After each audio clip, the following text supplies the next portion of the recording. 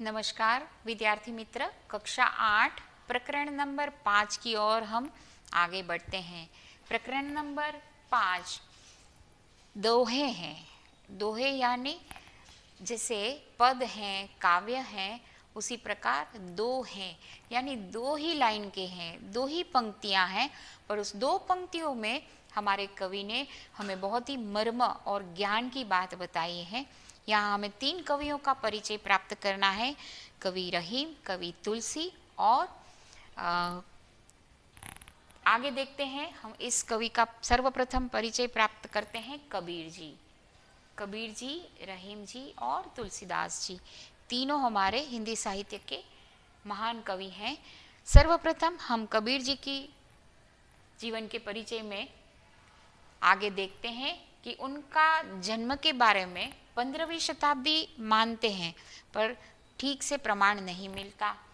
कबीर निर्गुण परंपरा के कवि थे, संत माने जाते थे और वह बाह्य आडंबर, बाह्य दिखावा, माला पहनो, जप तप करो या तो मूर्ति पूजा में, उसमें नहीं मानते थे।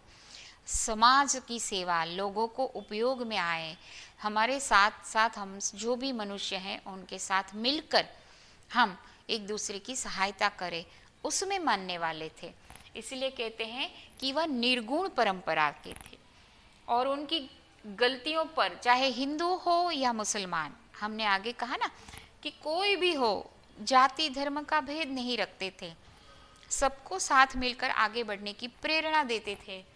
इसलिए कहते हैं कि चाहे किसकी भी गलती हो, मुस्लिम हो, हिंदू हो, सिख हो, ईसाई, किसी की गलती पर हमें उसको फटकारना है, मतलब सही सही बात बतानी है, गलती को सुधारना है और तभी जाकर हम आगे बढ़ सकते हैं। यही बोध हमें इस काव्य के द्वारा यानी पद में दिखाई देता है। दो ही लाइन के हैं, दोहे बहुत मर्म की, ज्ञान की बात बताते हैं। गाना है तो हम गाने की कोशिश कर सकते हैं, दोहे गाए जा सकते हैं।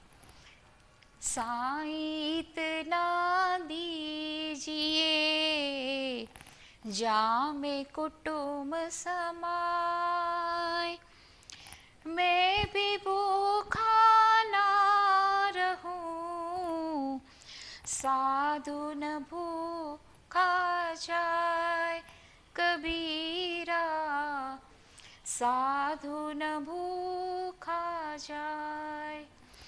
कहते हैं कि हमें इतना ही चाहिए कि हम भी, हमारा परिवार भी का समावेश हो सके और साथ साथ घर में कोई साधु संत फकीर सन्यासी आए तो हम उनको भी खिला सके, तो हमारे साथ साथ हम सबका ख्याल रखें। यही बात कवि ने हमें इस दोहे में समझाई है। आगे के दोहे में कवि कहते हैं कि हम सब साथ में रहते हैं और सबकी खुशी, सबकी खैरियत की कामना हम करते हैं।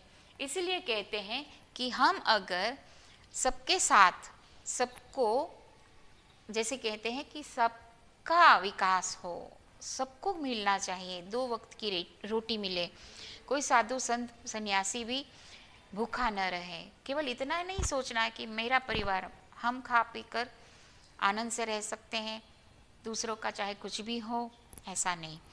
इसलिए कहते हैं कबीर जी कि कबीरा खड़ा बाजार में, खड़े बाजार में चोरी छिपे नहीं, सबकी भलाई, सबकी खुशी की बात बाजार में खड़े रहकर कहते हैं और मांगे सबकी खैर, सब खुश हों, सब कुशल हों, सब आनंद से प्रेम से रह सकें, ना काहू से दोस्ती ना काहू से वैर।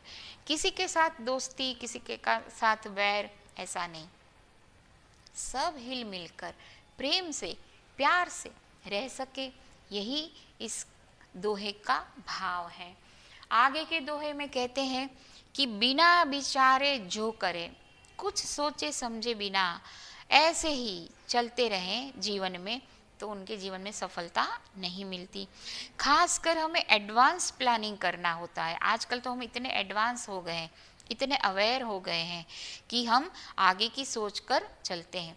इसलिए कहते हैं कवि कि बिना विचारे जो करे 100 पाछे पछताए, उसको तो फिर पछताना ही है, क्योंकि सोचे समझे बिना कुछ बोलते हैं और काम करते हैं, उसमें काम बिगड़ेगा, अच्छा नहीं होगा। काम तो बिगड़ेगा, साथ साथ हमारी जग हंसाई होगी। लोग हमें कहेंगे बहुत बढ़ चढ़कर काम करने गए थे, कुछ सोचा समझा नहीं और काम करने लगे। आपकी क्षमता को आपको पहचानना होगा और उसी हिसाब से काम करना है, सोच विचार कर, नहीं तो आपकी जगत में हंसाई होगी, लोग आप पर हंसेंगे। आगे हम रहीम जी के कुछ दोहों का परिचय प्राप्त करेंगे। रहीम जी के जीवन से हमें कुछ सीखने को मिलता है या उनके दोहों से हमें बोध मिलता है। तो रहीम जी का पूरा नाम अब्दुल रहीम खान खाना है। रहीम जी 15वीं शताब्दी के कवि माने जाते थे, संत माने जाते थे। उन्होंने भी समाज में, ये सारे कवि जो हैं समाज के उत्थान, समाज के विकास की बात करते थे, सही रास्ता दिखाने वाले हैं और बहुत ही अनुभवी और उदार हैं। और उन्होंने सामान्य जन को, एक छोटे से व्यक्ति को भी आगे बढ़ाने की बात की है।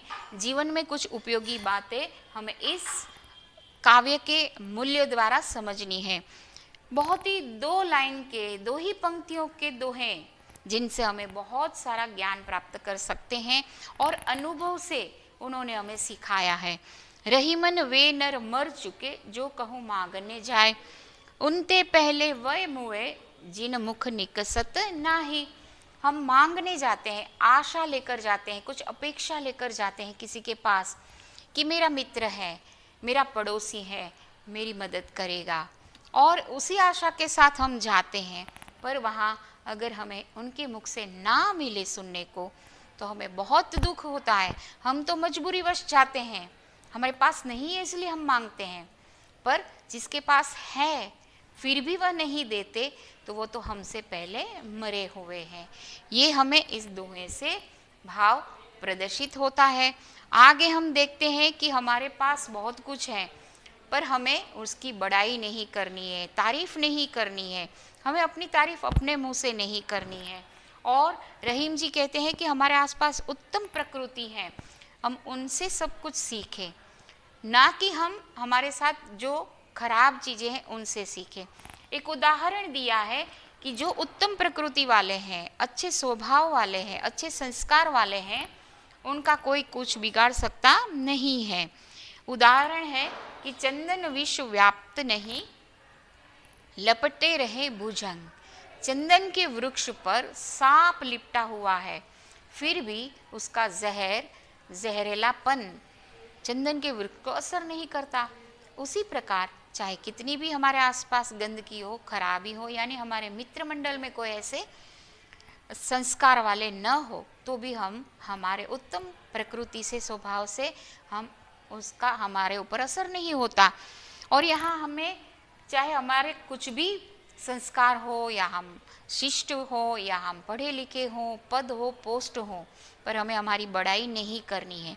जैसे हीरा है, उदाहरण दिया है, एक हीरा है, अपना मोल, अपनी कीमत खुद नहीं कहता। बड़े बड़ाई ना करे, बड़े न बोले बोल। हमें बड़ाई नहीं करनी है, तारीफ नहीं करनी, जो है वह सामने आ जाएगा। सूर्य के प्रकाश की तारीफ करने की ज़रूरत नहीं है, जो है सच सामने आ जाता है। रहीमन हीरा कब कहे लाख टका मेरा मोल। रहीम जी कहते हैं कि हीरा कब कहता है कि मैं लाख रुपए का हूँ, उसको कहने की ज़रूरत नहीं। कहीं भी पड़ा है हीरा, उसकी कीमत, उसकी पहचान हो सकती है। आगे तुलसीदास के दोहों का परिचय प्राप्त करेंगे और तुलसीदास का परिचय प्राप्त करेंगे। तुलसीदास जी भी 15वीं 16वीं शताब्दी के माने जाते हैं। राम भक्त थे और राम के सगुण गुण की परंपरा में मानने वाले थे, और उन्होंने विनय पत्रिका और रामचरितमानस, उनका प्रसिद्ध ग्रंथ हम सब जानते हैं। और आगे हम देखें तो राम भक्ति, उनके जीवन में राम के सिवा कोई नहीं था, राम भक्त माने जाते थे। ऐसे कबीर जी के और रहीम जी के दोहे हमने देखे, और तुलसी जी भी संसार में सबको साथ में रहकर, मिलजुल कर रहने की बात बताते हैं। यही हमें इस दोहों का मूल्य समझना है कि आवत ही हर्षे नहीं, नैनन नहीं सने।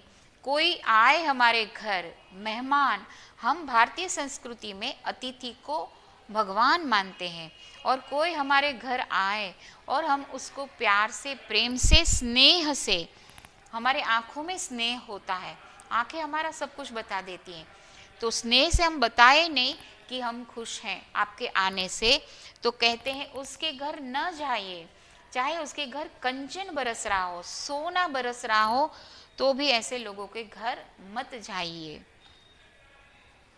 इस प्रकार रहीम, कबीर और तुलसी के दोहों से हमें बहुत ज्ञान की बातें, समाज में, सोसाइटी में, हमारे आसपास हमें रहने के लिए अनुभव का ज्ञान प्राप्त होता है।